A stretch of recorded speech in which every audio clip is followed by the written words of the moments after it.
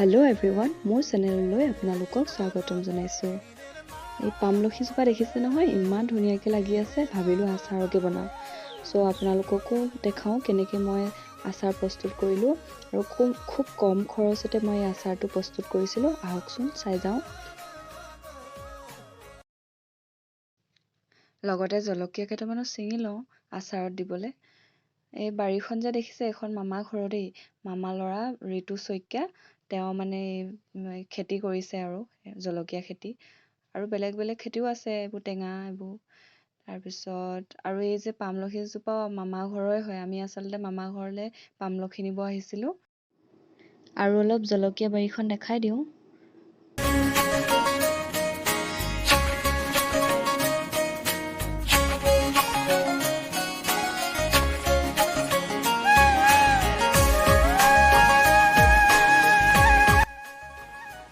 পামলখি আচাৰৰ বাবে মই এনেদৰে পাত্ৰ এটা ল'লোঁ। এতিয়া মই তেল অলপ দি ল'ম। শুকোৱা পামলখিখিনি মই ইয়াত ভাজিম।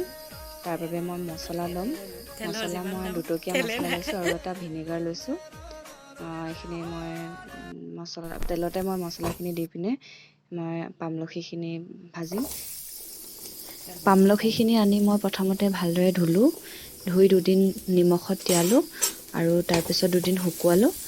আৰু আচলতে বগা বগাখিনি দেখিছে যে, এইখিনি বেছিকৈ মই নিমখ দিয়াৰ বাবে হ'ল। আৰু ভিডিঅ'টো চাই যাওক আমি কেনেদৰে প্ৰস্তুত কৰিছোঁ।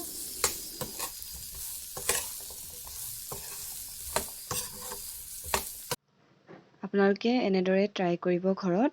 আৰু ভিডিঅ'টো চাই কেনে পালে আমাক জনাব। আৰু খুব কম সময়তে এদিনৰ পিছতে খাব পাৰিবই তেনেকুৱাকৈ পামলখি আচাৰ আপোনালোকে ঘৰতে বনাব পাৰে। ভিডিঅ'টো চাই কেনে পালে আমাক কমেণ্ট কৰি জনাব আৰু লগতে চেনেলটো লাইক, শ্বেয়াৰ আৰু ছাবস্ক্ৰাইব কৰিব। Thank U.